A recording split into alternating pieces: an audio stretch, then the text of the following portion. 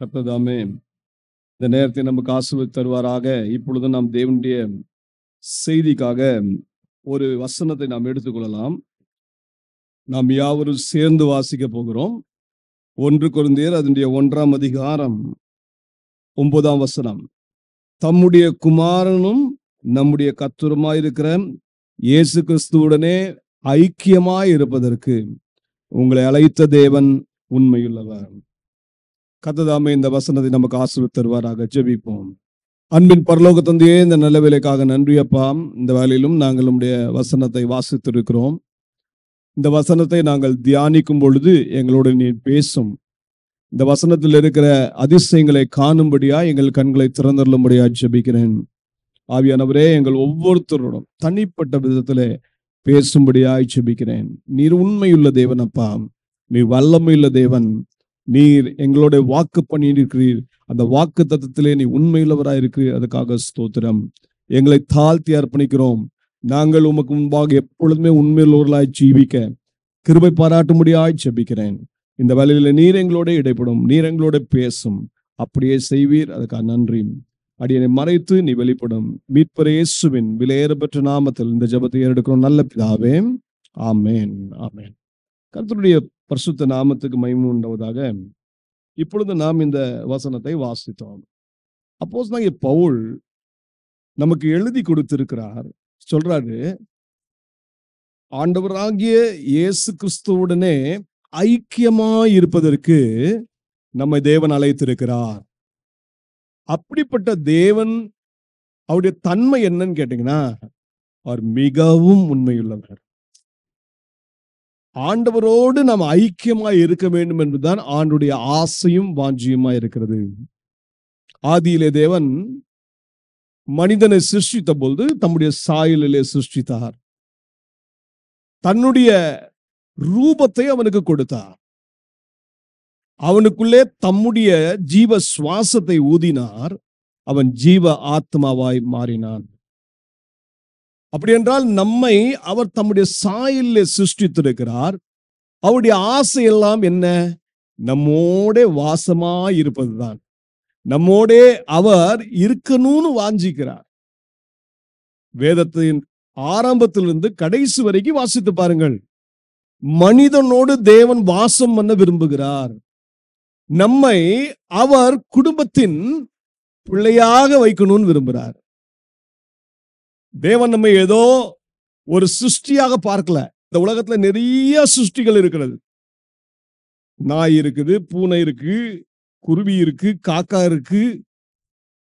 எல்லாம் ஆண்டவரால் சிருஷ்டிக்கப்பட்டது தான். ஆனா ஒரு நாள் ஆண்டவர், நான் குருவியோட வாசம் பண்றேன், நான் இந்த மிருகத்தோட வாசம் பண்ணேன்னு சொல்ல.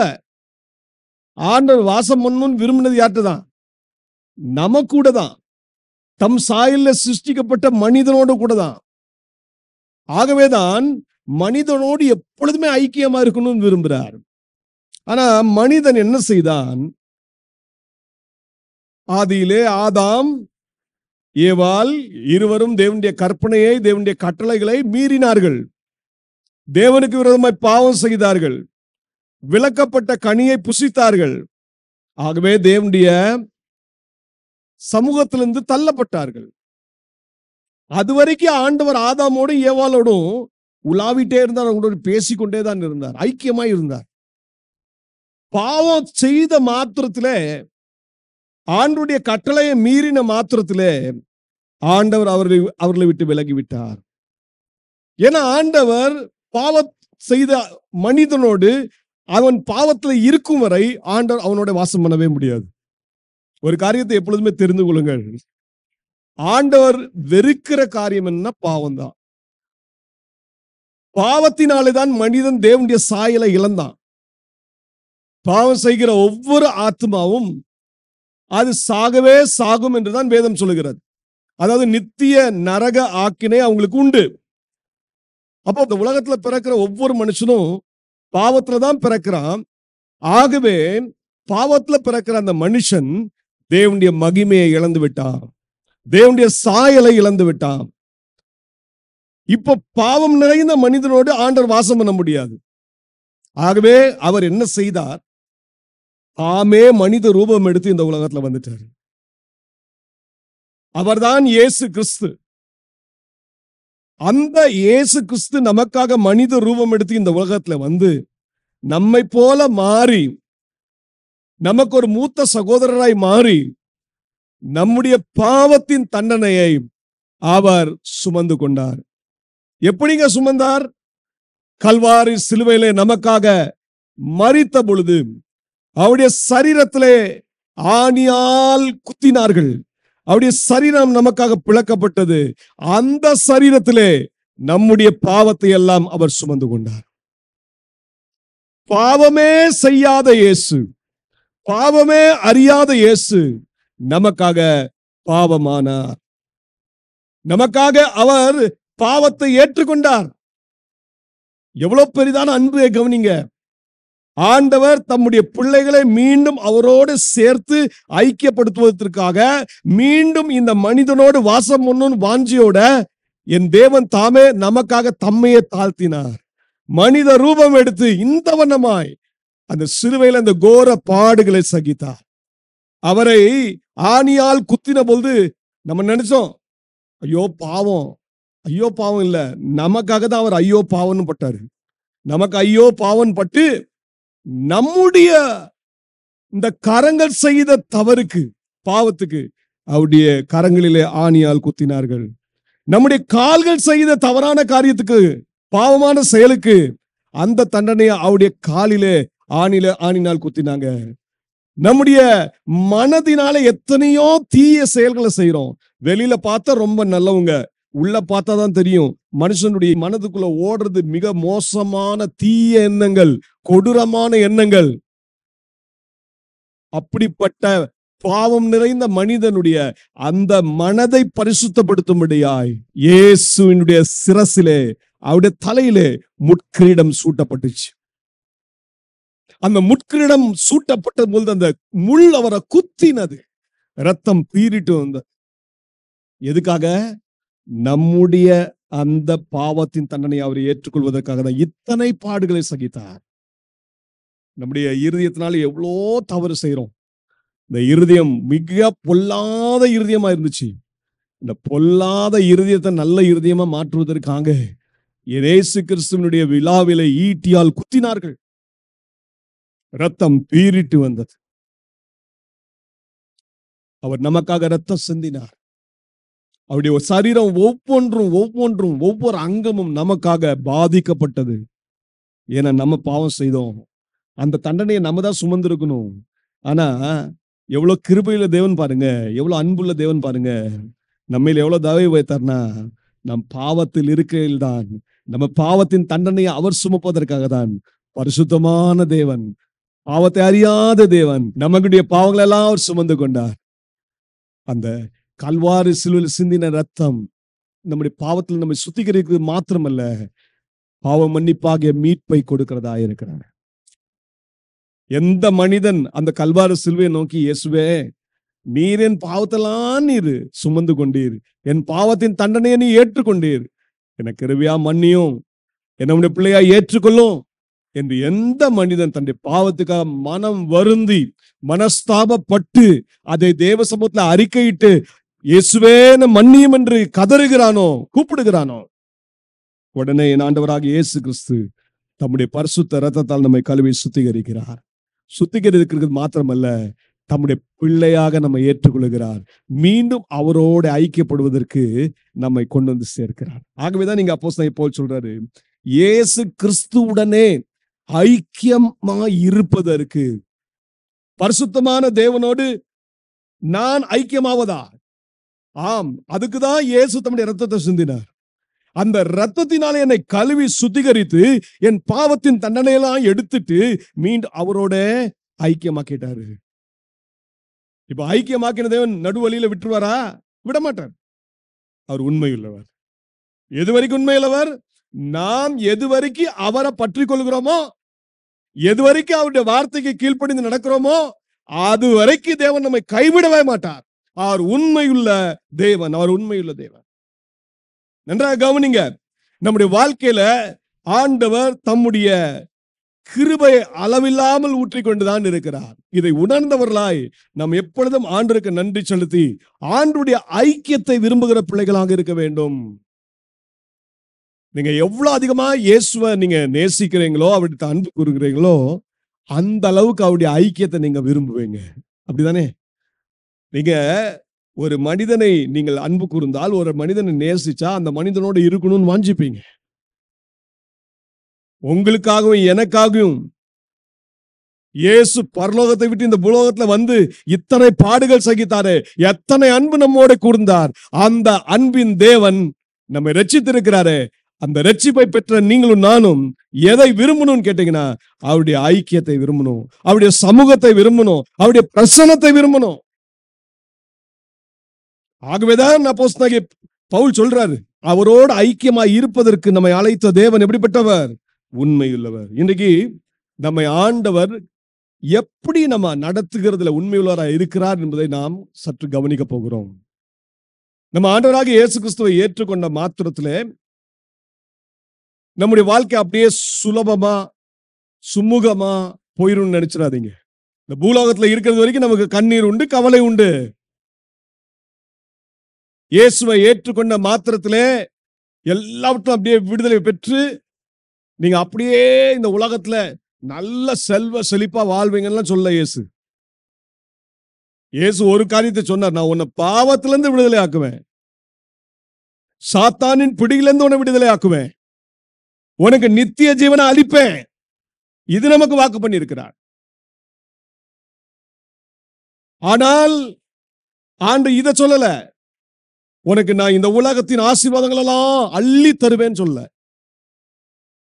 எதை தருவேன்னு சொன்னா ஆவிக்குரிய ஆசீர்வாதங்களை தருவேன்னு தான் சொல்லியிருக்காரு. ஆனா உலகத்தின் ஆசீர்வாதங்களை அள்ளி தருவேன்னு சொன்னதே இல்லை. அப்ப இந்த உலகத்துல நம்ம ஆண்டவருக்காக வாழும் போது, அவரோட ஐக்கியமா இருக்க வாஞ்சிக்கும் போது, நமக்கு ஒரு எதிராளி இருக்கிறான்னு நல்லா தெரிஞ்சுக்கோங்க. அந்த சத்ருவாகிய பிசாசு நம்மை அப்படியே விட்டுற மாட்டான், நமக்கு பின்னாடி வந்துட்டே தான் இருப்பான். அப்போஸ்தலனாகிய பேதுரு சொல்றாரு, உங்கள் எதிராளியாகிய பிசாசானவன் எவனை விழுங்கலாமோ என்று வகை தேடி சுற்றி திரிகிறான். எப்படி வகை தேடி சுற்றி திரிகிறான்?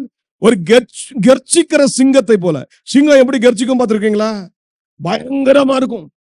அந்த சிங்கத்தின் கர்ச்சிப்பை கண்டே மற்ற மிருகங்கள்லாம் அப்படி நடுங்கும். அப்போ பிசாசானவன் உங்களுக்கு பின்னாடி இருப்பான். ஆனா உங்களுக்கு தேவன் வாக்கு கொடுத்திருக்கிறார். என்ன வாக்கு கொடுத்திருக்காரு தெரியுமா? நீங்க அவருக்குடைய கைக்குள்ள இருந்துட்டீங்கன்னா, அவருடைய ஐக்கியத்துல இருந்துட்டீங்கன்னா, சத்ரு உங்களை மேற்கொள்ளவே முடியாது. உங்களை இந்த உலகம் மேற்கொள்ளவே முடியாது. நீங்க ஆண்டவருடைய பாதுகாப்புல இருக்கிறீங்க. நல்லா கவனிங்க. இன்னைக்கு நாம் தேவனுடைய கரத்துல இருந்தா நாம் ஒரு நாளும் பயப்பட வேண்டிய அவசியமே இல்ல.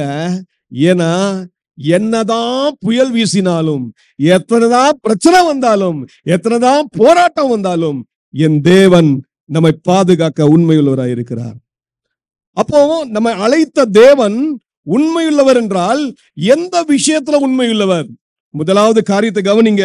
வாசிங்க 1 கொரிந்தியர் 10 13 மனுஷருக்கு நேரிடுகிற சோதனையே அல்லாமல் வேறே சோதனை உங்களுக்கு நேரிடவில்லை. தேவன் உண்மையுள்ளவராயிருக்கிறார். உங்கள் திராணிக்கு மேலாக நீங்கள் சோதிக்கப்படுகிறதற்கு அவர் இடம் கொடாமல் சோதனையை தாங்கத்தக்கதாக சோதனையோடு கூட அதற்கு தப்பித்துக் கொள்ளும்படியான போக்கையும் உண்டாக்குகிறார். இந்த உலகத்துல நீங்க வாழும்போது உங்களுக்கு சோதனை வரும். தேவனுடைய பிள்ளையாக நீங்க மாறிவிட்டீர்கள் என்றால், உங்கள் வாழ்க்கை இயேசுவின் இரத்தத்தால் பரிசுத்தமாக்கப்பட்டதென்றால், நீங்க ஒரு புதிய சிருஷ்டி, நீங்க புதிய ஒரு மனுஷன். அப்படின்னா உங்களுக்கு ஒரு பெரிய ஒரு தெய்வீக சமாதானம் இருக்கும், ஒரு தெய்வீக ஒரு சந்தோஷம் உங்க வாழ்க்கையில இருக்கும். நீங்கள் விசேஷித்தவர்கள். அப்படி என்றால் உங்க வாழ்க்கையில இந்த உலகத்துல நீங்க வாழும் பொழுது சோதனைகள் வராமல் இருக்கவே இருக்காது. ஆண்டவர் சொல்ல உனக்கு சோதனை வராதுன்னு சொல்ல, மனுஷருக்கு நேரிடுகிற சோதனையே உனக்கு உண்டாகும். எல்லா மனுஷருக்கும் இந்த உலகத்துல பாருங்க, மனுஷன் வாழ்றான். அவன் கிறிஸ்தவனோ கிறிஸ்தவன் அல்லாதவனோ, விசுவாசியோ அவிசுவாசியோ, அது ஒரு பெரிய எல்லா மனுஷருக்கும் என்ன இருக்கு? சோதனை இருக்கு. இந்த உலகத்துல நமக்கு நிறைய பரீட்சைகள் இருக்கு, நிறைய போராட்டங்கள் உண்டு. மறந்துடக்கூடாது. எத்தனையோ பேர் பாருங்க சாப்பாட்டுக்காக கஷ்டப்படுறாங்க, அவங்க வாழ்க்கையில ஒரு வேலைக்காக கஷ்டப்படுகிறார்கள், இன்னும் பண கஷ்டத்தினால் அவதிப்படுகிறார்கள். சோதனைகள் இல்லாமல் இல்லை. ஆண்டவரும் அது இல்லைன்னு சொல்லவே இல்லை. ஆண்டவர் சொல்றாரு, மனுஷருக்கு நேரிடுகிற சோதனை அல்லாமல் வேறே சோதனை உங்களுக்கு நேரிடவில்லை. இப்போ ஆண்டவருடைய பிள்ளைகளுக்கும் உலகத்துல இருக்கிற மற்ற மக்களுக்கும் உள்ள வித்தியாசம் என்ன? நீங்க இயேசுவினுடைய பிரசன்னத்துல வந்துட்டீங்க, அவருடைய ஐக்கியத்துல வந்துட்டீங்க. இப்போ உங்களுக்கு ஒரு பெரிய பாக்கியம் இருக்கிறது. என்ன அந்த பாக்கியம்? என்ன அது மேன்மை அப்படின்னு கேட்டீங்கன்னா, ஆண்டவராகிய இயேசு கிறிஸ்து உங்களோட கூட இருக்கிறபடினாலே அந்த சோதனையில உங்களை ஜெயம் பெற வைப்பதற்கு அவர் உண்மையுள்ளவராய் இருக்கிறார். அல்லேலூயா. ஒரு நாள் சோதனைகள் உங்களை துவண்டு போக பண்ணுவதற்கு அவர் இடம் கொடுக்கவே மாட்டார். நீங்க அவரை உண்மையா பற்றி கொள்வீங்கன்னா, அவர் இந்த சோதனையை சகிக்க, இந்த சோதனையை ஜெயிக்க உங்களுக்கு பலன் தருகிறவராய் இருக்கிறார். நல்லா கவனித்து பாருங்க, உங்க வாழ்க்கையில என்னென்ன சோதனைகள் வருகிறது, அந்த சோதனைகள்லாம் பட்டியலிடுங்க. அந்த சோதனைகளை பார்த்து துவண்டு போகாதீங்க, துக்கப்படாதீங்க. அந்த சோதனைகளுக்கு மேல சொல்லுங்க, இந்த சோதனைக்கு மேல எனக்கு ஜெயம் கொடுக்கிற ஒரு தேவன் உண்டு. நான் ஆராதிக்கிற தேவன் இது மேல என்ன செய்வார்? எனக்கு வெற்றி தருவார். ஒரு நாள் என்ன அவர் கண்ணீரிலேயே அமிழ்ந்து போக விட மாட்டார். ஆண்டவர் என்ன அப்படியே கீழே தள்ளவே மாட்டார். என்னை கரம் பிடித்து தூக்குகிறவராய் இருக்கிறார். ஆண்டவராகிய இயேசு கிறிஸ்து இந்த உலகத்துல வாழ்ந்த நாட்களிலே அவர் எத்தனையோ நபர்களை அவர் சந்தித்தார். நித்தம் போராட்டத்தின் ஊடே சென்று கொண்டிருந்த அநேக நபர்களை அவர் பார்த்தார். ஒரு விசை பெதஸ்தா குளத்திலே 38 வருஷமா வியாதி கொண்டிருந்த மனுஷனை ஆண்டவராகிய இயேசு கிறிஸ்து கண்டு, இவன் படுத்த படுக்கையில இருக்கான். எத்தனை வருஷமா? 38 வருஷம். நீங்க 38 வருஷமா படுத்த படுக்கையா ஒன்னும் செய்ய முடியாத ஒரு நிலையில நீங்க இருப்பீங்கன்னா எப்படி இருக்கும்னு யோசித்து பாருங்க. கையால எதுவும் தூக்க முடியாது, காலால நடக்க முடியாது, படுத்த படுக்க, இப்படிப்பட்ட நிலைமையில இருந்தீங்கன்னா உங்க நிலைமையை யோசித்து பாருங்க. இந்த மனிதன் 38 வருஷமா இப்படிதான் படுத்த படுக்கையில இருக்கிறான். ஆண்டவர் அவனை கண்டு பாருங்க, நம்ம ஆண்டவர் எவ்வளவு நல்ல தேவன் பாருங்க. அவன் வெகு காலமாய் வியாதியஸ்தன் என்று அறிந்து அவனை நோக்கி, சொஸ்தமாக வேண்டும் என்று விரும்புகிறாயா என்று கேட்டார். நல்ல ஒரு காரியத்தை கேட்கிற, நீ சொஸ்தமாக வேண்டும் என்று விரும்புகிறாயா? அந்த வியாதியஸ்தன் என்ன சொன்னான்? அவன் சொல்றான், ஆண்டவரே, தண்ணீர் கலக்கப்படும் போது என்னை குளத்தில் கொண்டு போய் விடுகிறதற்கு ஒருவரும் இல்லை, நான் போகிறதற்குள்ளே வேறொரு எனக்கு முந்தி இறங்கி விடுகிறான் என்றான். இவன் பதில் சொன்னது எப்படி இருக்குன்னு கவனிங்க. நேரடியான பதிலா சொன்னா, இவன் 38 வருஷமா படுத்த படுக்கையில் இருக்கான். இவன் என்ன சொல்லி இருக்கணும்? ஆண்டவரே, நான் ரொம்ப 38 வருஷமா படுத்த படுக்கையில் இருக்கேன், என்னை எப்படியாவது சுகப்படுத்துறீங்க, நான் சுகமாக விரும்புறேன்னு சொல்லியிருக்கணும். ஆனா அது சொல்லல. யாரை குற்றப்படுத்துறான்? இவர் போறதுக்கு முன்னாடி இன்னொருத்தன் போய் இறங்கிடுறானா? இவனுக்கு எப்பவுமே மற்றவங்க இறங்க, நான் இறங்க முடியல. இப்படிப்பட்ட ஒரு கசப்போடு தான் வாழ்ந்துட்டு இருக்கான். நல்லா கவனிங்க. ஆண்டவர் அந்த பதிலை எதிர்பார்க்கல. இப்ப பாருங்க, ஆண்டவர் அதுக்கு என்ன பதில் பண்ணார் பாருங்க. என்ன திரும்ப சொல்றாரு? எழுந்திரு, உன் படுக்கை எடுத்துக்கொண்டு நாடா என்றார். உடனே அவன் என்ன செஞ்சான்? அந்த மனுஷன் சொஸ்தமாகி தன் படுக்கையை எடுத்துக்கொண்டு நடந்து போனான். நல்லா கவனிங்க. இப்படி அநேக சோதனைகள், மனுஷருக்கு நேரிடுகிற சோதனைகள் உண்டு. இன்னைக்கு நிறைய நபர்கள் நான் பார்க்கிறேன், அவங்களுடைய வியாதிகள், அவங்க வேதனைகள் பார்க்கும்போது பல ஆண்டுகளாக வேதனைப்படுறாங்க. அதெல்லாம் பவுல் சொல்றாரு, மனிதருக்கு நேரிடுகிற சோதனை அல்லாமல் வேறு சோதனை உனக்கு நேரிடுவதில்லை, தேவன் உண்மையுள்ளவராயிருக்கிறார். உங்கள் திராணிக்கு மேலாக நீங்கள் சோதிக்கப்படுவதற்கு அவர் இடம் கொடாமல் சோதனையை தாங்கத்தக்கதாக சோதனையோடு கூட அதற்கு தப்பிக்கொள்ளும்படியான போக்கையும் உண்டாக்குகிறார். நல்ல கவனிங்க.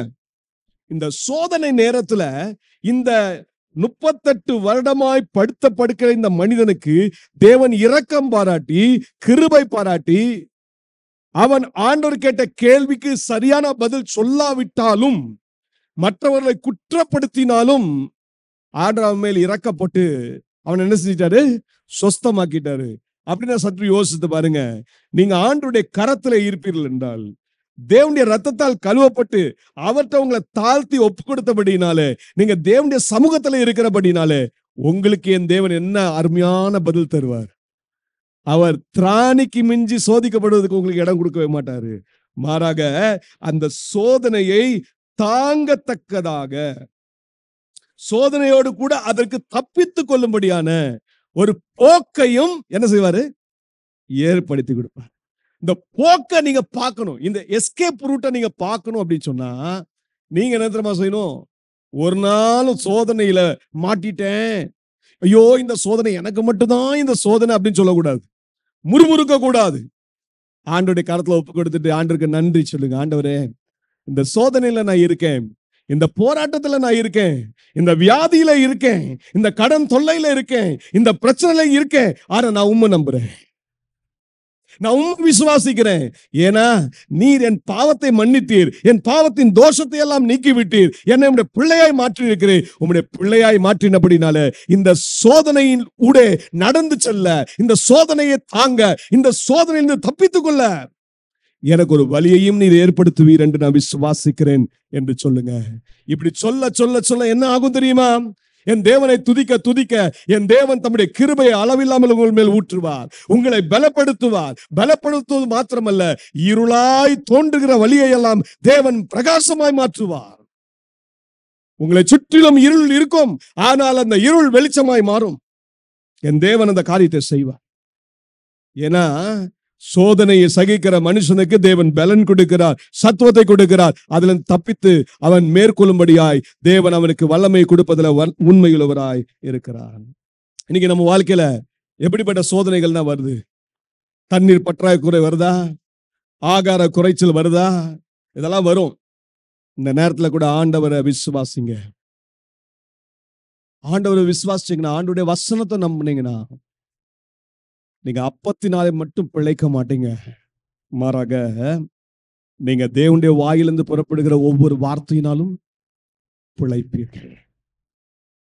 ஏன் தேவனுடைய சன்னிதானத்துல நாடணும்னு சொல்றேன்னா, ஏன் தேவனுடைய சன்னிதானத்துல ஓடி வரணும்னு சொல்றேன்னா, ஏன் தினந்தோறும் தேவ சமூகத்துல ஜெபிக்கணும், தினந்தோறும் தேவனுடைய வசனத்தை வாசிக்கணும், தியானிக்கணும் சொல்றேன்னா, சோதனையில ஜெயம் பெறுவதற்கான எல்லா வழிகளும் அங்கதான் இருக்கிறது. அது உங்களுக்கு காட்டுவார். நீங்களும் நானும் இப்படிப்பட்ட காரியத்தை செய்ய அழைக்கப்பட்டிருக்கிறோம். சோதனையிலே நம்மை காப்பாற்ற, நம்மை ஜெயம் பெற வைக்க என் தேவனாகிய கர்த்தர் உண்மையுள்ளவராயிருக்கிறார். ஆகவே முதல் காரியம், சோதனையில மேல நமக்கு ஜெயத்தை கொடுக்கிற நல்ல தேவன், அதுல உண்மையுள்ளவராயிருக்கிறார். இரண்டாவது காரியத்தை கவனிங்க.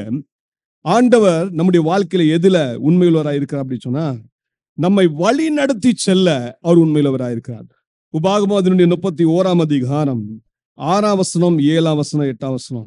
நீங்கள் பலன் கொண்டு திடமனதாய் இருங்கள், அவர்களுக்கு பயப்படவும் திகைக்கவும் வேண்டாம். உன் தேவனாகிய கர்த்தர் தாமே உன்னோட கூட வருகிறார், அவர் உன்னை விட்டு விலகுவதும் இல்லை, உன்னை கைவிடுவதும் இல்லை என்று சொன்னான். பின்பு மோசே யோசுவாவை அழைத்து, இஸ்ரவேலர் எல்லாரும் பார்த்திருக்க அவனை நோக்கி, பலன் கொண்டு திடமனதாயிரு, கர்த்தர் இவர்களுக்கு கொடுப்பேன் என்று இவர்களுடைய பிதாக்களுக்கு ஆணையிட்ட தேசத்துக்கு நீ இந்த ஜனத்தை அழைத்து கொண்டு போய் அதை இவர்கள் சுதந்தரிக்கும்படி செய்வாய். கர்த்தர் தாமே உனக்கு முன்பாக போகிறவர், அவர் உன்னோட இருப்பார், அவர் உன்னை விட்டு விலகுவதும் இல்லை, உன்னை கைவிடுவதும் இல்லை, நீ பயப்படவும் கலங்கவும் வேண்டாம் என்றார். நல்ல கவனிங்க. உங்களை வழி நடத்தி செல்வதில் என் ஆண்டவராகிய கர்த்தர் உண்மையுள்ளவராயிருக்கிறார். இந்த வசனத்தை நீங்க வாசித்தீங்க. இது மோசே இஸ்ரவேலர்களை பார்த்து சொன்ன வார்த்தை. இஸ்ரவேலர்களை பார்த்து மாத்திரம் சொல்லல, தனக்கு அடுத்ததாக வரப்போகிற யோசுவாவை பார்த்தும் அவர் சொல்லுகிறவராய் இருக்கிறார். ஆண்டவராகிய கர்த்தர் இஸ்ரவேல் ஜனங்களை எகிப்தின் அடிமைத்தனத்திலிருந்து விடுதலையாக்கி, பார்வோனின் கொடுங்கோல் ஆட்சியிலிருந்து விடுதலையாக்கி, அவர்களை வாக்கு பண்ணப்பட்ட தேசத்துக்கு அழைத்து சென்று கொண்டிருக்கிறார். வாக்கு பண்ணப்பட்ட தேசம் அது கானான் தேசம். அது பாலும் தேனும் ஓடுகிற தேசம். அந்த தேசம் இன்னும் அவங்க அடையல. அதுக்கு அந்த எகிப்திலிருந்து வெளியில வந்ததிலிருந்து அவங்களுடைய யாத்திரை எங்க போயிட்டு இருக்குன்னா வனாந்திரத்துல போயிட்டு இருக்கு. வனாந்திரம்னா அதிகமான எந்த வசதிகள் வாய்ப்புகள் இல்லாத ஒரு இடம் தான் வனாந்திரம். இஸ்ரவேல் ஜனங்களை எப்படி ஆண்டவர் எகிப்தின் அடிமைத்தனத்தில் விடுதலை ஆக்கினாரோ, இன்றைக்கு நம்மையும் அதே காரியத்தை தான் செய்கிறார். எகிப்து எதை காட்டுகிறது? பார்வோனுடைய ஆட்சி எதை காட்டுகிறது? அது உலகத்தை காட்டுகிறது. உலகத்தின் சாம்ராஜ்யத்தை காட்டுகிறது. அதாவது உலகத்தின் அதிபதி பிசாசு, அவனுடைய சாம்ராஜ்யத்தை காட்டுகிறது. அவன் அதற்குள்ளே நம்மை வைத்து அடிமைப்படுத்தி வைத்திருந்தான். ஒரு காலத்திலே நாம் இருளின் ராஜ்யத்தின் பிள்ளைகளாக இருந்தோம். ஆனால் எப்படி ஆண்டவராகிய கர்த்தர் இஸ்ரவேல் ஜனங்களை எகிப்தின் அடிமைத்திலிருந்து விடுதலையாக்கினாரோ, அதே வண்ணமாய் நம்மையும் விடுதலையாக்கினார். ஆண்டவராகிய இயேசு கிறிஸ்துவின் இரத்தத்தின் மூலமாக நமக்கு ஒரு பெரிய விடுதலையை தந்தார். விடுதலையை தந்து நமக்கு என்ன வாக்கு பண்ணினார்? அங்கு இஸ்ரவேல் ஜனங்களுக்கு வாக்கு பண்ணினார், பாலும் தேனும் ஓடுகிற தேசமாகிய கானானுக்கு உங்களை அழைத்து செல்வேன் என்று சொன்னார். இன்றைக்கு நமக்கு என்ன வாக்கு பண்ணியிருக்கிறார்? நித்திய ஜீவனை வாக்கு பண்ணியிருக்கிறார். நித்திய ஜீவன் என்றால் என்ன அர்த்தம்? பரலோக ராஜ்யத்தை நமக்கு வாக்கு பண்ணியிருக்கிறார். தம்முடைய ஒளியின் ராஜ்யத்தை நமக்கு வாக்கு பண்ணியிருக்கிறார். அந்த ராஜ்யத்திலே நாம் நித்திய காலமாய் வாசம் பண்ண போகிறோம். அப்போ இந்த வனாந்திர யாத்திரைகள் எப்படி இஸ்ரவேல் ஜனங்கள் நடந்தாங்களோ, அதே வண்ணமாய் நாமும் இந்த உலகத்திலே ஒரு வனாந்திர யாத்திரையில போயிட்டு இருக்கிறோம். நம்ம இந்த வாழ்கிற இந்த வாழ்நாட்கள் வனாந்திர யாத்திரை. இயேசுவை ஏற்றுக்கொண்டோம், உண்மைதான். சபையில வந்து தேவனை ஆராதிக்கிறோம், உண்மைதான். இப்ப நம்ம எந்த யாத்திரையில போயிட்டு இருக்கோம் கேட்டீங்கன்னா, வனாந்திர யாத்திரையில போயிட்டு இருக்கோம். இந்த உலகத்துல நமக்கு அநேக சத்துருக்கள் இருக்கிறார்கள். எப்படி இஸ்ரவேல் ஜனங்களுக்கு சத்துருக்கள் இருந்தார்களோ அப்படி சத்துருக்கள் இருக்கிறாங்க. நமக்கு ஒரு பெரிய போராட்டமே இருக்கு. ஒரு ஆவிக்குரிய போராட்டம் இருக்கு. எபேசியர் 6ஆம் அதிகாரம் அதனுடைய 11ஆம் வசனத்தை சற்று வாசிக்கலாமே. நீங்கள் பிசாசின் தந்திரங்களோடு எதிர்த்து நிற்க திராணி உள்ளவர்களாகும்படி தேவனுடைய சர்வாயுத வர்க்கத்தையும் தரித்து கொள்ளுங்கள். ஏனெனில் மாம்சத்தோடும் இரத்தத்தோடும் அல்ல, துரைத்தனங்களோடும் அதிகாரங்களோடும் இப்பிரபஞ்சத்தின் அந்தகார லோகாதிபதிகளோடும் வான மண்டலங்கள் உள்ள பொல்லாத ஆவிகளின் சேனைகளோடும் நமக்கு என்ன இருக்கு? போராட்டம் உண்டு. இந்த வனாந்திர யாத்திரையில இப்ப நடந்துட்டு போறோம். நமக்கு தெரியும் இந்த உலகம் நம்முடையது அல்ல. எல்லா கிறிஸ்தவர்களுக்கும் தெரியணும், எல்லா தேவ பிள்ளைகளுக்கும் தெரியணும், நம்ம வாழ்ற இந்த உலகம் ஒரு நாள் அழிந்து போகும். நமக்கு ஒரு நித்திய வீடுன்னு ஒண்ணு இருக்கு, நித்திய ராஜ்யம் இருக்கு. அது நம்முடைய ஆண்டவராகிய இயேசு கிறிஸ்து நமக்காக கட்டி உண்டாக்கி இருக்கிற அந்த நகரம், அந்த தேசம், அந்த பரலோக ராஜ்யத்தின் பிள்ளைகளாக தான் நம்ம அழைக்கப்பட்டிருக்கிறோம். ஆகவே இந்த பூமி நமக்கு சொந்தம் அல்ல என்று எப்பொழுதுமே சொல்ல பழகணும். ஆனா இந்த பூமியில நம்ம வாசம் செய்யும் பொழுது நம்முடைய விசுவாசத்தை வீழ்த்துவதற்காக பிசாசு பயங்கரமான பிரயாசங்கள் எடுப்பான். அதனாலதான் இங்க பவுல் சொல்லித்தராரு, பிசாசின் தந்திரங்களோடு எதிர்த்து நிற்க நீங்களும் நானும் திராணி உள்ளவர்களாய் மாறணுமா? அதுக்கு என்ன தரித்து கொள்ளணும்? ஆண்டவருடைய சர்வாயுத வர்க்கத்தை தரித்து கொள்ளணும். ஏன்னா நம்முடைய போராட்டம் ஏதோ மனுஷன்ட்ட இல்ல. நம்ம உலகத்துல வாழ்றோம், வீட்டுல வாழ்றோம், அலுவலகத்துல வேலை செய்யறோம், இந்த சமுதாயத்துல நம்ம வசிக்கிறோம். நமக்கு போராட்டம் இருக்கும். நம்ம அந்த போராட்டத்தை எப்படி பார்ப்போம் தெரியுமா? இது இவர்னால் தான் இந்த போராட்டம், இதனால் தான் எனக்கு இந்த கஷ்டம், இவர்னால் தான் இவள்னால் தான் எனக்கு இந்த கஷ்டம் அப்படின்னு நீங்களும் நானும் சொல்லுவோம். ஆனா அது அல்ல. உண்மை என்ன அப்படின்னு கேட்டீங்கன்னா, பிசாசு அவர்களை ஏவுகிறான். பிசாசு அவர்களை தந்திரமா பயன்படுத்துறான். எதுக்கு பயன்படுத்துறான்? ரட்சிக்கப்பட்ட தேவ பிள்ளைக்கு விரோதமா ஏன் பயன்படுத்துறான் அப்படின்னா, அவனுடைய விசுவாசத்தை அவன்கிட்ட பிடிங்க எடுத்துடணும். தேவன் அவனுக்கு நல்ல ஒரு விசுவாசத்தை கொடுத்திருக்கிறார். அந்த விசுவாசம் தான் அவனுடைய ஐக்கியத்துக்கு காரணம். ஒண்ணு நீங்க தெரிந்து கொள்ள வேண்டும், இயேசு கிறிஸ்து நம்முடைய இருதயத்துல வசிக்கிறார். எப்படிங்க வசிப்பார்? முதல்ல நம்ம பரிசுத்தமாகணும், அது உண்மை. நம்ம என்னைக்கு இயேசுவை ஏற்றுக்கொள்றோமோ, அவருடைய ரத்தத்தால் கழுவப்படுகிறோமோ, நம்ம பரிசுத்தமாக்கப்படுறோம். பரிசுத்தமாக்கப்பட்ட நாம் விசுவாசம் உள்ளவர்களாய் இருந்தாதான் கிறிஸ்து நம்முடைய இருதயத்துல வாசம் பண்ணுவார். அப்போ தேவன் நமக்கு நல்ல ஒரு மகா பரிசுத்தமான விசுவாசத்தை கொடுத்திருக்கிறார். இந்த விசுவாசம் தான் உலகத்தை ஜெயிக்கிற ஜெயம். அப்போ இந்த விசுவாசத்தை முதல்ல உங்ககிட்ட இருந்து வீழ்த்தணும், அதை எடுத்துடணும்னு பிசாசு கங்கணம் கட்டி அலைகிறான். இந்த விசுவாசம் எதனால நமக்கு வருகிறது? தேவனுடைய வசனத்தினால வருகிறது. நீங்க ஒவ்வொரு நாளும் தேவனுடைய வசனத்தை வாசித்து தியானிக்கும் பொழுது அநேக ஆண்டவருடைய சத்தியங்களை கற்றுக்கொள்றீங்க. அந்த சத்தியத்தின்படி நீங்க நடக்க முயற்சி எடுப்பீங்க. அந்த நேரத்துல தான் போராட்டம் அதிகமா வரும். அதனால மனம் துவண்டு போக கூடாது. ஏன் தெரியுமா? இந்த போராட்டத்து நேரத்துல தான் ஆண்டவர் சொல்றாரு, நீ எனக்குள் பலப்படு, நீ எனக்குள் பலப்படு. நான் உனக்கு சில சர்வாயுத வர்க்கத்தை கொடுத்திருக்கேன், நீ அதை தரித்துக்கொள். தரித்து கொண்டு நீ என் சமூகத்துல ஜெபம் பண்ணு. நான் உன்னை விட்டு விலகுவதும் இல்லை, உன்னை கைவிடுவதும் இல்லை. பாருங்க, இஸ்ரவேல் ஜனங்களுக்கு என்ன சொல்லி கொடுத்தாரு? 40 வருஷம் வரைக்கும் அந்த வனாந்திர யாத்திரையில அவங்க ட்ரெஸ் என்ன ஆகலையா? பழமையா போகவே இல்லை. அவங்க உடுத்தின அந்த அவங்க தரித்து கொண்ட அந்த அந்த பாதரட்சி, அதாவது அவங்க செப்பல் தேஞ்சு கூட போல. அந்த அளவுக்கு தேவன் அவங்களை பாதுகாத்தாரு. அவங்களுக்கு சாப்பாட்டுக்கு பஞ்சமே இல்லை. ஆண்டவர் ஒவ்வொரு நாளும் மன்னாவை கொடுத்தாரு, காடையை கொடுத்தாரு, ஒரு குறைவும் வைக்காம நடத்தினார். நல்ல கவனிங்க. ஏன் தெரியுமா? அவங்க கர்த்தரை அந்த நேரத்தில் நம்பின பொழுது நம்பின ஒரு பிள்ளையும் தேவன் கைவிட்டதே இல்லை.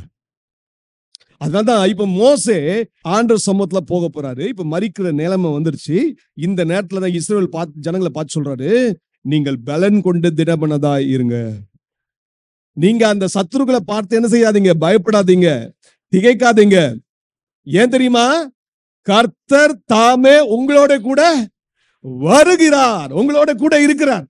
இன்னைக்கு ஒரு நம்பிக்கையோட போங்க. ஆண்டவர் இயேசு என் கூட வர்றார், எங்க போனாலும் வருகிறார். எதுக்கு வருகிறார்? என்னை வழிநடத்தி செல்ல அவர் வருகிறார்.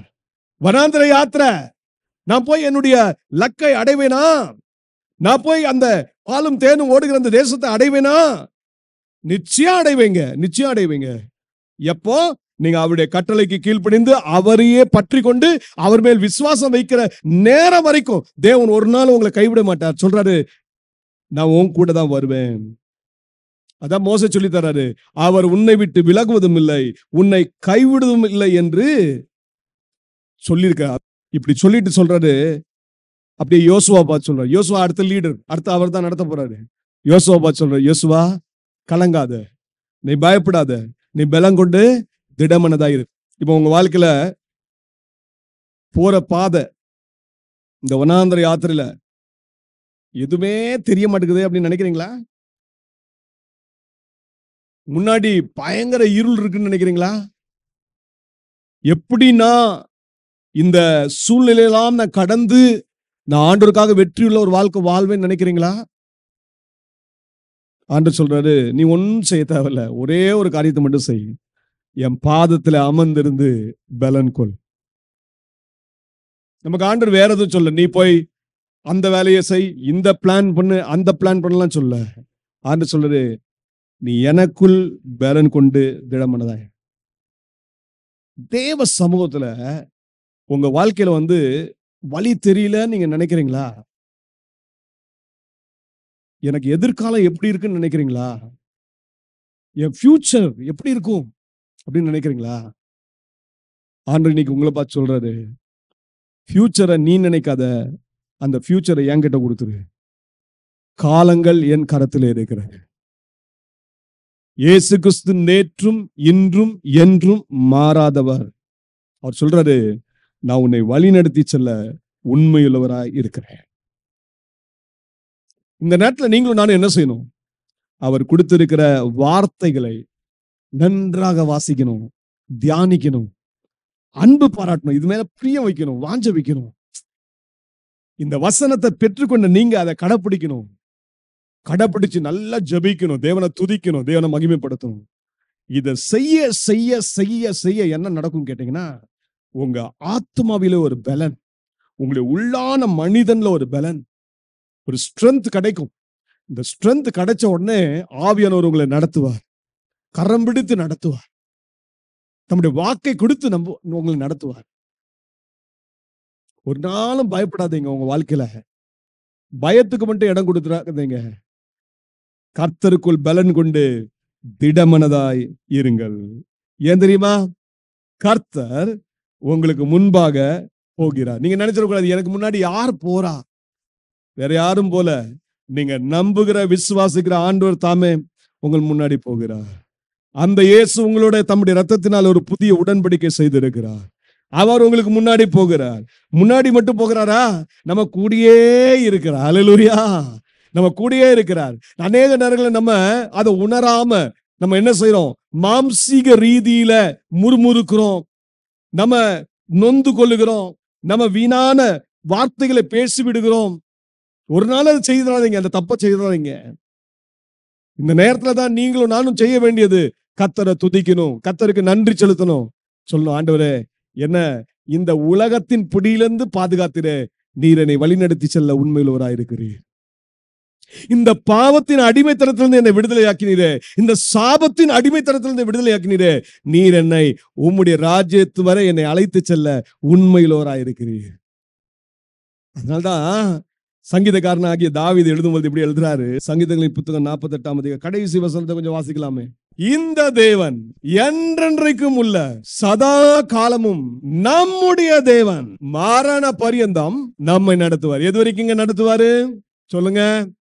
மரண பரியந்தம். இந்த இடத்துல உங்க பேரை வச்சுக்கோங்க. நான் ஆராதிக்கிற இயேசு, நான் நம்புகிற இயேசு, எனக்காக இரத்தம் சிந்தின இயேசு, என்னை மீட்டெடுத்த இயேசு என்னை எது வரைக்கும் நடத்துவார்? மரண பரியந்தம் நடத்துவார். அல்லேலூயா. இந்த தேவன் என்றென்றைக்கும் உள்ள சதா காலங்களிலும் என்னுடைய தேவன், மரண பரியந்தம் என்னை நடத்துவார். இப்படி நம்புறீங்களா? இப்படி விசுவாசிக்கிறீங்களா? இப்படி விசுவாசிங்கன்னா ஒரு நாள் முறுமுறுக்க மாட்டீங்க, ஒரு நாள் அழுது கொண்டிருக்க மாட்டீங்க. ஆண்டவரை பார்த்து சொல்வீங்க, உங்க வீட்டுல போங்க, உங்க அறையை பூட்டிக்கோங்க, கைகளை உயர்த்தி ஆண்டவருக்கு நன்றி சொல்லுங்க. ஆண்டவரே, என்னோட கூட இருக்கிறீரே ஸ்தோத்திரம், எனக்கு முன்பாக நடக்கிறீரே ஸ்தோத்திரம், எனக்கு பின்பாக இருந்து என்னை காக்கிறீரே ஸ்தோத்திரம். என்ன வாக்கு பாருங்க, ஆண்டவருடைய வாக்கு.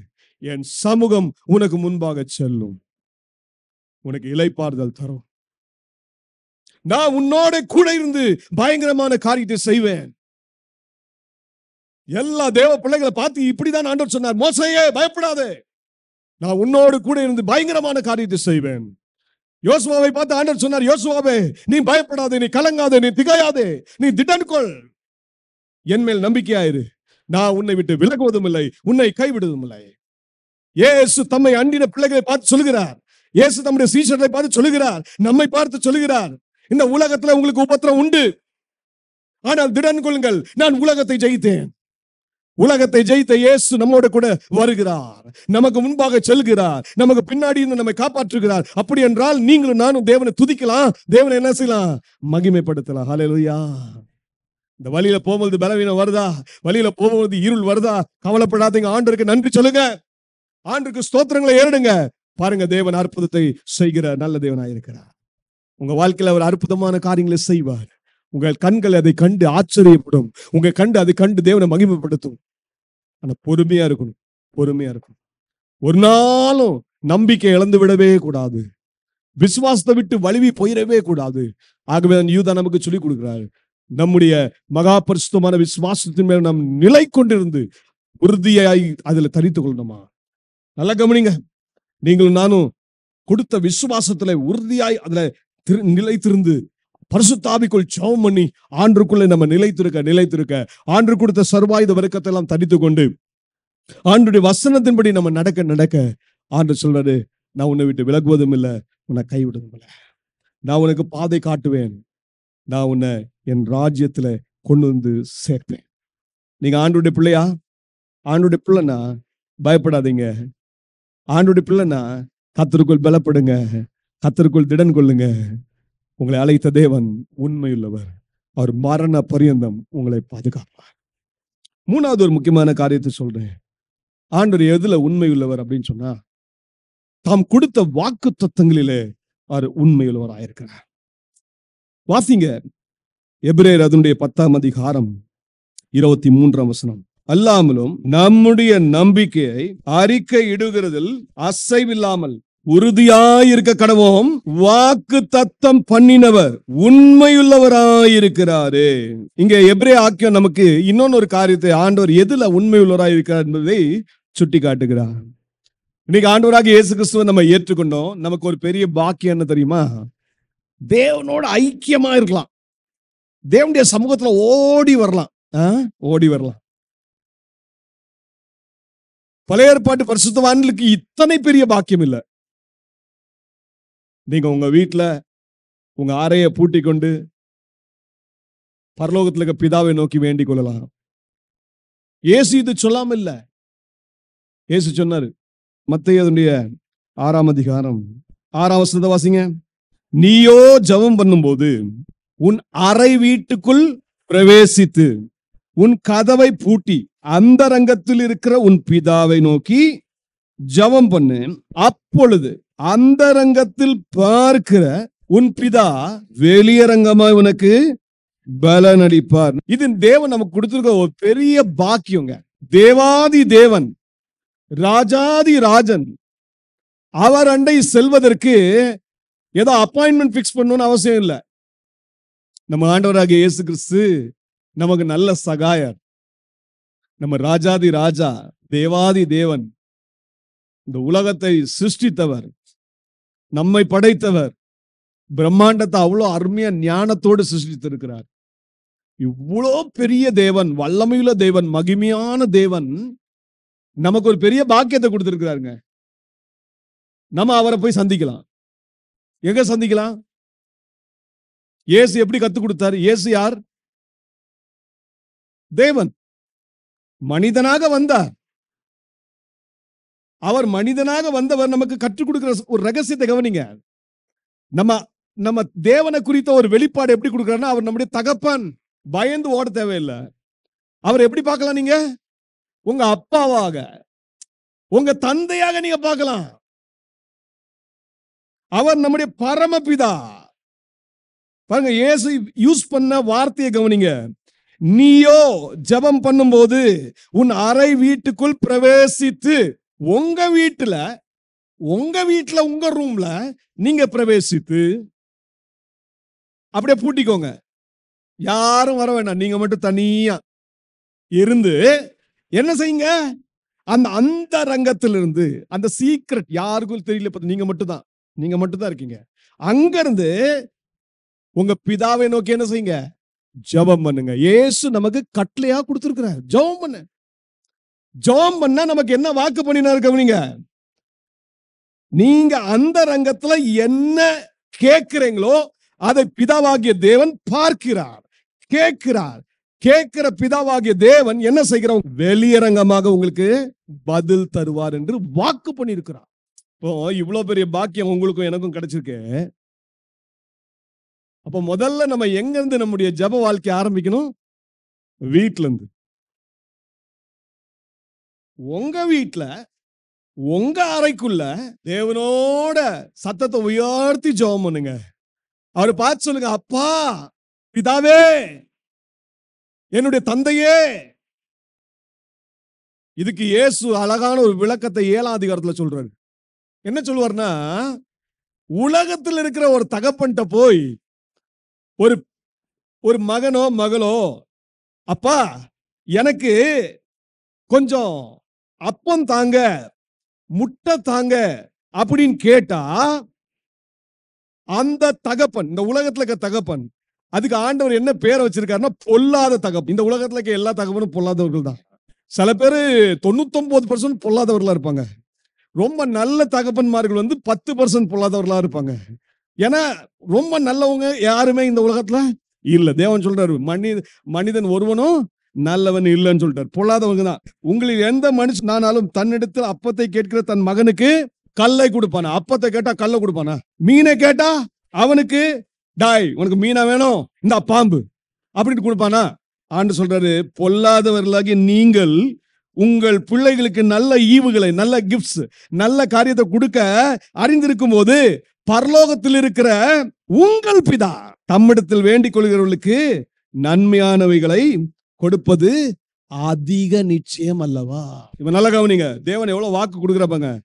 பரலோகத்துல இருக்க அப்பாவை பார்த்து நீங்க மனம் மோந்து உண்மையுள்ள இருதயத்தோடு கூப்பிட ஆரம்பிச்சிட்டீங்கன்னா, உங்க அறை வீட்டை பூட்டி கொண்டு நீங்க ஜெபிக்க ஆரம்பிச்சிட்டீங்கன்னா, நன்மையானவைகளை உங்களுக்கு நிச்சயம் அருள்வார். வாக்கு பண்றாருங்க. அவர் வாக்கு பண்றாரு. இங்க நம்ம வாசித்தோம். எபிரேய ஆக்கியன் சொல்றாரு, வாக்குத்தத்தம் பண்ணினவர் உண்மையுள்ளவராய் இருக்கிறார். ஆண்டவராகிய இயேசு கிறிஸ்து நமக்கு நிறைய வாக்குத்தத்தங்களை கொடுத்திருக்கிறார். 1 2 இல்ல. ஆண்டவர் சொன்னாரு, நீ ஜெபிக்கும் பொழுது நீ இப்படி ஜெபித்தனா உனக்கு தருவேன். என்ன விசுவாசிக்கிறவனுக்கு நித்திய ஜீவன் உண்டு. இது அவருடைய இறுதி வாக்கு. உலகத்திலையும் நம்முடைய தேவைகளை சந்திப்பேன் என்று அவர் வாக்கு பண்ணி இருக்கிறார். மத்தேயு 6ஆம் அதிகாரத்தை வாசித்து பாருங்க. ஆண்டவர் சொல்றாரு, உங்களுக்கு இன்னது தேவை என்று நான் அறிந்திருக்கிறேன்பா. நான் அறிந்திருக்கிறேன். உங்களுக்கு சாப்பாடு தேவையா? நான் அறிந்திருக்கிறேன். உங்களுக்கு ஆடை தேவையா? அறிந்திருக்கிறேன். உங்களுக்கு கூடாரம் தேவையா? அறிந்திருக்கிறேன். உங்களுக்கு நல்ல ஒரு வீடு தேவையா? அறிந்திருக்கிறேன். நம்மை பற்றி எல்லாவற்றையும் அறிந்திருக்கிற நல்ல தேவன் நமக்கு உண்டு. நம்முடைய ஆண்டவராகிய இயேசு கிறிஸ்துக்கு எதுவும் தெரியாதுன்னு நினைக்காதீங்க. அவர்கிட்ட நீங்க வந்து உங்க பிரச்சனையை சொல்லணும்னு விரும்புறாரு. அவ்வளவுதான். சில டைம் நம்ம கேட்காமலே கொடுக்குறாரா? அப்ப அவருக்கு தெரியும் தானே. சில டைம் நீங்க கேட்டிருக்க கூட மாட்டீங்க. சில ஜெபத்தை தேவ சமூகத்துல வச்சிருக்க மாட்டீங்க. ஆனா அதை கூட என் தேவன் உங்களுக்கு தந்திருப்பாரு. அந்த நேரத்துல எந்த நேரத்துல தேவையோ தந்திருப்பாரு. அப்படின்னா அவருக்கு எல்லாம் தெரியும். ஆனா அவர் சமூகத்துல வந்து நம்ம ஜெபிக்கணும், அவரோட உறவாடணும், அவரோட பேசணும் என்று விரும்புறாரு. இது நல்ல தகப்பன் விரும்புகிற காரியம். நம்ம இடத்துல அவர் அன்பு கூறுகிறார் அல்லவா? ஆகவே அவர் நம்மோட பேசணும்னு விரும்புறாரு. அப்போ தேவன் நமக்கு வாக்கு பண்றாரு, நீ ஜெபிக்கும் போது இப்படி ஜெபிச்சா நான் நிச்சயம் பதில் தருவேன். நித்திய ஜீவனையும் உனக்கு நான் தருவேன்னு சொல்லிட்டாரு. இது நமக்கு கடைசியா கொடுத்த வாக்கு தத்துவம். உன்னை நான் கைவிடவே மாட்டேன், உனக்கு நித்திய ஜீவன் உண்டு, என் கூட தான் நீ இருப்ப. என்ன அற்புதமான காரியம். அதுக்கு நீங்களும் நானும் என்ன செய்யணும்? வாக்கு தத்தத்தை பெற்றுட்டோம். அவர் உண்மையுள்ளவர். அப்ப நீங்களும் நானும் செய்ய வேண்டிய காரியத்தை எபிரேய ஆக்கியோன் நமக்கு சொல்லித்தரார். 21ஆம் வசனம், தேவனுடைய வீட்டின் மேல் அதிகாரியான மகா ஆசாரியர் நமக்கு ஒருவர் இருக்கிறபடினாலும் துர்மன சாட்சி நீங்க தெளிக்கப்பட்ட இருதயம் உள்ளவர்களாயும் சுத்த ஜலத்தால் கழுவப்பட்ட சரீரம் உள்ளவர்களாயும் உண்மையுள்ள இருதயத்தோடும் விசுவாசத்தின் பூரண நிச்சயத்தோடும் சேர கடவோம். அல்லாமலும் நம்முடைய நம்பிக்கையை அறிக்கையிடுகிறதில் அசைவில்லாமல் உறுதியாயிருக்க கடவோம். வாக்கு தத்தம் பண்ணினவர் உண்மையுள்ளவராய் இருக்கிறாரே. மேலும் அன்புக்கும் நற்கிரியைகளுக்கும் நாம் ஏவப்படும்படி ஒருவரை ஒருவர் கவனித்து சபை கூடி வருதலை சிலர் விட்டு விடுகிறது போல நாமும் விட்டு விடாமல் ஒருவருக்கொருவர் புத்தி சொல்ல கடவோம். நாளானது சமீபித்து வருகிறது எவ்வளவாய் பார்க்கிறீர்களோ அவ்வளவாய் புத்தி சொல்ல வேண்டும். இதனுடைய சாராம்சம் என்ன? முதல்ல நம்முடைய வாழ்க்கையை தூய்மையா வச்சுக்கணும். ரட்சிக்கப்பட்ட உண்மைதான், பாவத்தின் தண்டனையில இருந்து விடுதலை பெற்ற உண்மைதான். ஆனா நம்ம இந்த உலகத்துல வாழ்கிறபடினாலே அநேக நேரங்களில் நம்ம மேல தூசிப்படுது. சில பலவீனங்கள், சில குற்றங்கள் ஒட்டிக்குது இல்ல, அறிந்தோ அறியாமலோ நிறைய தவற செஞ்சிடறோம். அப்போ நம்ம என்ன செய்யணும்? நல்ல கவனிங்க. துர்மனசாட்சி நீங்க தெளிக்கப்பட்ட இருதயம் உள்ளவர்களாய் தேவ சமூகத்துல சேர வேண்டும். நம்முடைய மனசாட்சி நம்மளை குற்றப்படுத்தவே கூடாது. அதனால என்ன செய்யணும்? ஏசுப்பா, என் பாவத்தெல்லாம் மன்னிச்சிருங்க, என்னை பரிசுத்தப்படுத்துங்க, என்னுடைய குற்ற மனசாட்சியை நீக்கிருங்க அப்படின்னு சொல்லி ஜெபம் பண்ணிட்டு நீங்க அடுத்தது என்ன செய்யணும்? சுத்த ஜலத்தால் கழுவப்பட்ட சரீரம் உள்ளவர்களாயும் வேத வசனத்தினாலே உங்களை சுத்திகரித்து சுத்தம் பண்ணி கொண்டே இருக்கணும். சுத்தம் பண்ணிட்டு உண்மையுள்ள இருதயம். எப்படிப்பட்ட இருதயத்தோட தேவன் சமூகத்துல வரணும்? போலி கிடையாது, மாய்மாலம் கிடையாது. மனுஷனை பிரியப்படுத்துவதற்காக அல்ல, யாரை பிரியப்படுத்துவதற்காக வரேன்? தேவனை. அப்ப உண்மையுள்ள இருதயத்தோடு அடுத்தது இன்னொன்னு காரியம் தேவை. உண்மையுள்ள இருதயம் மட்டும் பத்தாது, ஆண்டவரை பிரியப்படுத்துவது எதுன்னா அவர் மேல விசுவாசம் வைக்கிறது. பாருங்க, விசுவாசத்தில் பூரண நிச்சயத்தோடு. எப்படி வரணும்? ஒரு வேலை செய்வாரோ செய்ய மாட்டாரோ அப்படின்னு வரக்கூடாது. விசுவாசத்துல பூரண நிச்சயத்தோடு என் ஆண்டவர் செய்ய வல்லவர். இப்படி நீங்க என்ன செய்யணும்? இப்படி பண்ணிட்டு அவருடைய சமூகத்தை சேரணும். சேர்ந்த நீங்களும் நானும் என்ன செய்யணும்? நம்ம நம்பிக்கை அதை அறிக்கை இடுகிறதுல ஓயாம அதுல தரித்து இருக்கணும். நம்ம நம்பிக்கை என்ன? இயேசுதான் என் நம்பிக்கை, ஆசை எனக்கு அவரே. இதுதான் நம்ம நம்பிக்கை. இயேசுவே நீங்க தான் என் நம்பிக்கை. அதை அறிக்கையிடுங்க. வாயினால சொல்லுங்க, வாயினால சொல்லுங்க. நல்ல வாயினால அறிக்கையிட்டு. அதனாலதான் நம்ம எங்க வருகிறோம் கேட்டீங்கன்னா, சபைக்குள்ள வரோம். சபையில நம்ம எல்லாரும் சேர்ந்து தேவனை மகிமைப்படுத்துறோம். நம்ம அறிக்கை செய்யறோம், இயேசுவே நீ நல்லவர், நீர் என் ஆண்டவர், நீர் என் நம்பிக்கை அப்படின்னு சொல்லி நம்ம என்ன செய்யறோம்? சபையில செய்யறோம். அதனாலதான் சபை கூடி வருதுல சிலர் விட்டு விடுகிறது போல என்ன செஞ்சிடாதீங்க, விட்டு விடாதீங்க. ஏன்னா சபையில நீங்க எல்லாரும் தேவ சமூகத்துல வரும் பொழுது ஒருத்தர் நம்ம பலப்படுறோம். நீங்க ஆண்டவர் சமூகத்துல வர வர ஆண்டவர் தம்முடைய உபதேசங்களை உங்களுக்கு கொடுக்கிறாரு. அந்த உபதேசங்களை கொடுக்கறதுனால அந்த உபதேசத்துல நீங்க இன்னும் பலன் அடைவீங்க, ஆறுதல் அடைவீங்க, பொறுமையை கற்றுக்கொள்வீங்க. வசனம் என்ன கொடுக்குமா? ஆறுதலையும் பொறுமையும் கொடுக்குமா. நம்ம ஆண்டவர் யார்? ஆறுதலையும் பொறுமையும் கொடுக்கிற தேவன். அப்போ அந்த வசனத்தெல்லாம் தியானிக்க தியானிக்க நீங்க உள்ளான மனிதர்ல பலப்படுவீங்க. உள்ளான மனிதர்ல பலப்பட்டீங்கன்னா, தேவனுடைய பிரசன்னத்தை உணர்ந்தீங்கன்னா, தேவன் உடைய கரத்துல உங்க ஒப்பு கொடுத்துட்டே இருப்பீங்க. என் தேவன் தாம் வாக்கு பண்ணினதை நிறைவேற்ற அவரும் உண்மையுள்ளவராய் இருக்கிறார். அல்லேலூயா. இன்னைக்கு நீங்களும் நானும் என்ன செய்யணும்? அப்போ ஒவ்வொரு நாளும் நம்முடைய தனிப்பட்ட ஜீவியத்தை நம்ம எப்பவுமே தற்பரிசோதனை பண்ணி பார்க்கணும். இந்த ஆண்டவருக்கு பிரியமா நடக்கிறேனா, ஆண்டவருக்கு பிரியமா ஜீவிக்கிறேனா என்று தற்பரிசோதனை செய்து பார்த்து நம்முடைய மனசாட்சியை தேவ சமூகத்துல ஒப்பு கொடுத்து, ஆண்டவரே இந்த மனசாட்சியை சுத்திகரியும், என் சரீரத்தை சுத்திகரியும், என் இருதயத்துல நான் உண்மையோடு நான் உங்களுடைய சமூகத்துல வருகிறேன் என்று சொல்லி ஆண்டவர் சமூகத்துல அவருடைய விசுவாசத்துல நம்ம உறுதியா நின்று அவரை மேல வைக்கிற நம்பிக்கையை நம்ம அறிக்கையிட்டு சபை கூடி வருதலையும் நாம் வாஞ்சித்து அன்பின் கிரியைகளை நடப்பிக்கணும். நன்மைகளை செய்து பாருங்க. நம்ம இயேசுவினுடைய ஸ்தானாபதிகளாக நம்ம இந்த உலகத்துல வாழணும். இதெல்லாம் செஞ்சு பார்த்துட்டே இருங்க. ஆண்டவர் சொல்றாரு, நான் வாக்கு பண்ணினதுல உண்மையுள்ளவர், நான் உனக்குன்னு வாக்கு பண்ணியிருக்கிறேன், அந்த வாக்கு தத்தங்களை நான் நிறைவேற்ற வல்லமையுள்ளவராய் இருக்கிறேன், உண்மையுள்ளவராய் இருக்கிறேன். இன்னைக்கு நல்ல கவனிங்க, உங்களை அழைத்தவர் உண்மையுள்ளவர். இயேசுவோடு ஐக்கியப்படுத்தின பிதாவாகிய தேவன் உண்மையுள்ளவர். 3 காரியத்துல ஒரு உண்மையுள்ளவராய் இருக்கிறார். முதல்ல சொன்னேன், இந்த வாழ்க்கையில சோதனைகள் வரும், போராட்டம் வரும், அதுல துவண்டு போகாதீங்க. ஆண்டவர் மேல உங்க பாரத்தை வைங்க. ஆண்டவர் இந்த சோதனையை ஜெயிக்க, சோதனையிலிருந்து தப்பித்து செல்ல ஒரு வழியை ஏற்படுத்தி உங்களை பாதுகாக்க அவர் உண்மையுள்ளவராய் இருக்கிறார். 2வது சொன்னேன், அவர் நம்மை முடிவு பரியந்தம் வழி நடத்தி செல்ல உண்மையுள்ளவராய் இருக்கிறார். இந்த உலகத்துல இந்த வனாந்தர யாத்திரையில ஆண்டவர் உங்களோட கூட இருப்பார், உங்களுக்கு முன்பாக நடப்பார், உங்களுக்கு பின்பாக இருந்து உங்களை காப்பார். ஆகவே அவர் அதிலேயும் உண்மையுள்ளவராய் இருக்கிறார். 3வது சொன்னேன், நமக்கு நல்ல மகிமையான வாக்குத்தத்தங்களை கொடுத்திருக்கிறார். உலகத்திலேயும் சில விஷயங்கள காரியங்கள் நமக்கு வாக்கு பண்ணியிருக்கிறார். அதே போல பரம வாக்குத்தத்தம் கொடுத்திருக்கிறார். நித்திய ஜீவன் உனக்கு அளிப்பேன் என்பதே என்னுடைய வாக்குத்தத்தம் என்று சொன்னார். அப்படின்னா அதை சுதந்தரிப்பதற்கு, நமக்கு பலன் தருவதற்கு அவர் உண்மையுள்ளவராய் இருக்கிறார். அல்லேலூயா. நீங்க ஒண்ணும் செய்ய தேவையில்லை, ஒன்னே ஒண்ணுதான் செய்யணும். ஆண்டவரை சார்ந்திருக்க பழகுங்க, ஆண்டவர் மேல் விசுவாசம் வைக்க பழகுங்க. அவர் கடைசி பரியந்த வரைக்கும் உங்களை வழி நடத்தி செல்வார். அல்லேலூயா.